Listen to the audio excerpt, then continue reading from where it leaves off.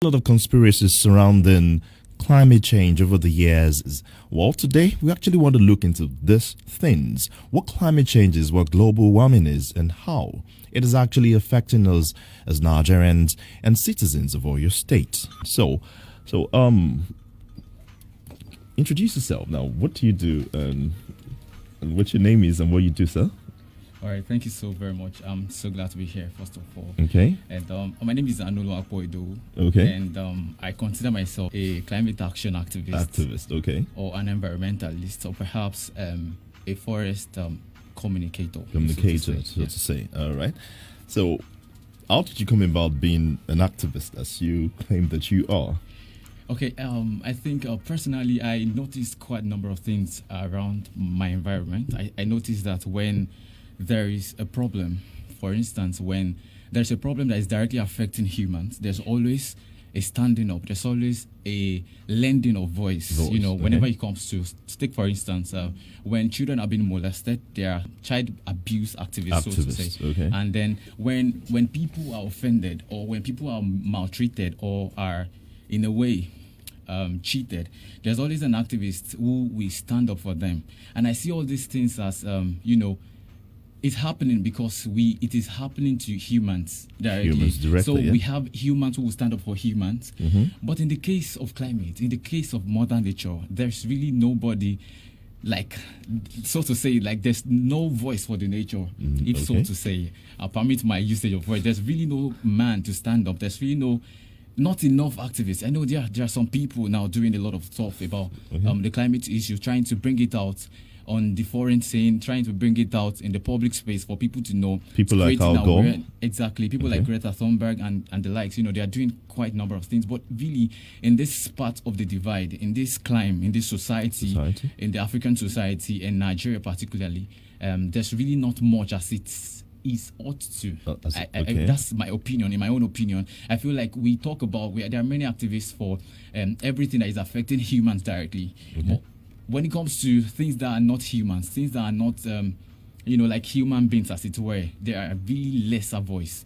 And then the lesser ones we have are probably just doing it for recognition. The United Nations know them, and quite a number of them are also doing it just to, for a while, maybe because they are predisposed to doing it at that point, and then they stop over a while. Wow, but I feel like it's something we need to stand up. It's something we need to come together and fight together and to ensure that we have a balanced system. Because the way I see it is such that some people are fighting, some people are standing for this discourse, some people are standing for this cause, and while others are just folding their hands, waiting for them to finish the fight. Someday, waiting and watching on the sidelines. We all enjoy the benefit of the green land that we have. So basically, that's why I decided to just lend my voice for the modern nature, the speechless, the voiceless, so to say. Can you explain what climate change actually means? Okay, so I was thinking about it while I was coming, and I noticed that to explain it better in a very simple understanding, a very simple way, would be that climate change is an alteration. Okay, let me break it down. Climate change is a change, a kind of disruption in the way the climate operates generally. Right. So, for instance, now, if my phone operates well, and a normal day I charge it, and then for 2 hours it's expected to be full because it's having maybe like 3,500 power capacity, and then I charge it for 2 hours and it's full. Now, makes sense. But when it comes to a point when I can charge my phone for just 5 minutes and it's full, then there's a problem. There's something wrong. That means there's a change, exactly. That means there's a change, there's a deviation from what used to be, from the normal working manual of that phone. So I need to do something about it. I need to change the battery, or I need to return the phone or buy a new phone. So definitely, this is just the way I see it. There's a change in the way the climate operates. And if you ask me, I'll tell you a lot of times that even when people ask me, is this real? Is this even real? Why are we talking about it? I just tell them, go to the agriculturists, go to all our farmers, go to our daddies who are in the farm, ask them what has been in the last 10, 20, 30 years. If what they used to get, not because of the soil losing its fertility, as it were,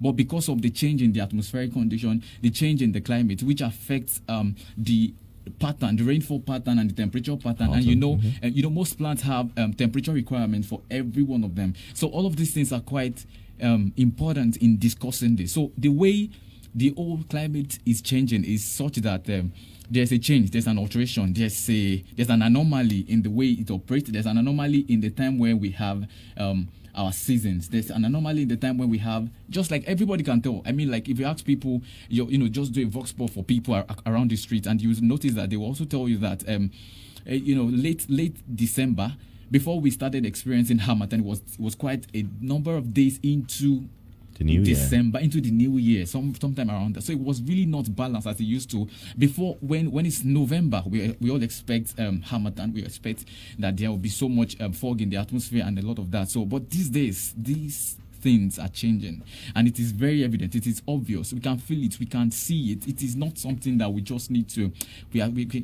talk about or hear. It's something we can feel. It's something that affects us. Something that, even if not as it were, very, very, very evident, especially in this part of the region. Even if we are not getting so much of hurricanes, so much of landslides, so much of tornadoes, all this devastating effect of climate change. In not longer than many years now, I can tell you for a fact that it won't be long before we start crying out too. Are you saying that we can attribute it to climate change? Exactly, sir. That's exactly my point, because I also noticed recently that we'll have Harmattan today and tomorrow we don't have. All these things are not from history, from record, from research. We can get this fact, and then we see that there's really a change. There's no way to just try to gainsay or try to sugarcoat it. This is very real. This is very, very real. Yeah. Oh, okay. So now we talked about climate change. Is there actually a difference between climate change and global warming? Okay, exactly. So these are one of the things we should really know when we want to sensitize ourselves as regards the climate issues. So climate change is generally like the global change. It's more of a change that happens as a result of a particular effect we call the greenhouse effect, yes. Which is the accumulation, the exposure, and the increase in the way we how do we say, we pollute the environment, the way we increase the number of the GHGs, that's what we call them, the greenhouse effects, the methane, the nitrous oxide, the water vapor, the carbon monoxide. Exactly. So the way we put these things out is such that our exhaust, there are many cars that are not supposed to be treading our streets. I'm sure they must have used them over a long time somewhere else, and then they bring it here, and there's a lot of exhaust gas coming from those vehicles, air pollution. So we are burning fossil fuels constantly at that rate, and so when everything there's in so many parts of the nation too, in so many parts of the world, in so many parts of African continent, we can see also that there are some countries are actually growing, and then industrialization is taking over. True. The teeming population is allowing for urbanization, such that there are more infrastructures now. People are trying to clear fair places just to have structures to accommodate people. We are trying to do more of agriculture because we need to feed this teeming population. So all of these things are contributory to what we are experiencing. Okay. So climate change is just the change in the way the system operates. It is the and if we want to say global warming is as a result of climate change. Yeah, so we can trace it down to say global warming is the increment or increase, as it were, in all the greenhouse gases, such that there's something called the depletion of the ozone layer, so that the ozone layer, which acts like the blanket that covers the protection when there's layer, radiation from the sun, it affects. There's a lot that gets refracted. There's a lot that gets reflected. There are some that get absorbed, and a lot of all of these reactions to the radiation. So when it comes like this, all these greenhouse gases, they act as a trap, as it were. They trap the heat, and then they conserve it so much that there is an increase in the temperature level. So with that, we have what we call a global warming. That means that let me just say it in a layman understanding. Now, there's an increase in the temperature of the globe. More like there's an increase in the whole Earth, everywhere, every nation. But it's all in the atmosphere, because we're not talking about right here at this level. We're not talking about this sphere. We're talking about spheres that is way above. And eventually, when it's getting more, when the pollution is getting more, so that the global warming is happening, when there's the gases are being emitted a lot. So there's so much heat that is supplied, and so when we have that depletion of the ozone layer, and then we have the increase in the temperature at that sphere, so definitely that's global warming. But climate change is like the mother of all. Climate change is telling how that the whole system is changing. You people are affecting me as the mother nature, for instance. You people are affecting the mother nature, and then she's trying to speak up, and that's one way to speak up. And I was going to say also that when we talk about climate change, I was thinking about it, and I thought that actually when we talk about living and non-living things, we were taught in primary school there's a way to differentiate them, which is something called the characteristics of living things. So living things cannot have the characteristics of non-living things. It is impossible. So now we were taught that it was Mr. Niger D. I want to believe personally that the climate too is a living entity. So why? This is the reason. Because I feel like every of those characteristics can also be played out by the climate. By the climate. Now, basically, starting from the 1800s, scientists or climate scientists have claimed that the increase in the temperature of Earth can be attributed to the amount of fossil fuels that we're burning. Now, definitely we all need to use these fossil fuels, from kerosene to petrol to gas. Now, and then there's another part of, there's a section of people that, and they're actually saying that these things that we are using is actually leading to an increase in the temperature of Earth. How do we strike a balance? Okay, so that's where we get to the solution part. I believe that is recently, I think November 12th to December, the United Nations Climate Conference went down in Glasgow, and the focal points of the discourse they had there was really about cutting down emissions. It was basically cutting down emissions, and they thought of a lot of ways to do that. And I know, for instance, now you said we have to burn fossil fuels. We have to cook. We have to warm buildings. Exactly. Even aeroplane. We have to fly. We have to move. So we need cars. We need all of those things. We need to burn them. But what we are trying to propose is such something we call the green planet, such that. For instance, for cooking now, there is an alternative. Instead of burning fossil fuel for cooking, there are a lot of things we scientists and researchers are trying to bring up. For instance, there's something as briquette, there's something as biogas. We can use jatropha coccus and some of these plants to make biogas. There's a lot we can do that would not lead to burning of fossil fuels. Exactly. So there's if we can just try to cut that is one, but that is not all.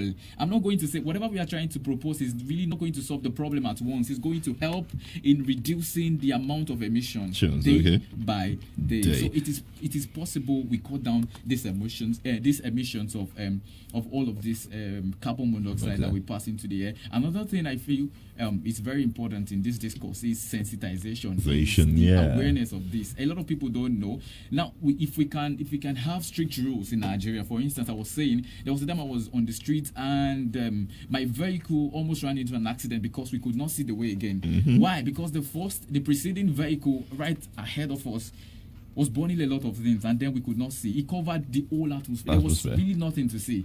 Why? Because those kind of vehicles are not supposed to move on our streets. On the roads. Exactly. They're not supposed to be there again. So, but then we still have them. If we can just try to cut them, just try to have strict measures in Nigeria, for instance, and then stop these kind of vehicles from moving, and then we find solutions to maybe like preferring solutions to the burning that happens in the kitchen while we cook, while we prepare our food, and all of these things too. So I think it's pretty much something that is doable. Now, you remember you mentioned world powers coming to meet at Glasgow. Now, and then I remember in 2010 that Donald Trump actually said that China is behind all this global warming stuff. Now, what do you have to say about this? Okay, for one, I think basically what is a conspiracy theory that Donald Trump raised. But in 2010, it's also important to note that actually China is one of the countries that produce more of the emissions. Yes, because they have so much industries, they are so grown in their industrialization, so much so that they release so much more than any country. Right? Yes, so that is quite true. But again, I am not one of these global world people. I don't even know anybody in the United Nations personally. But then again, I had a project. My final project in the University of Ibadan was about climate change. And for myself, I could see actually that there is something like that. But I saw actually for a fact that there's been a change. And I also got data.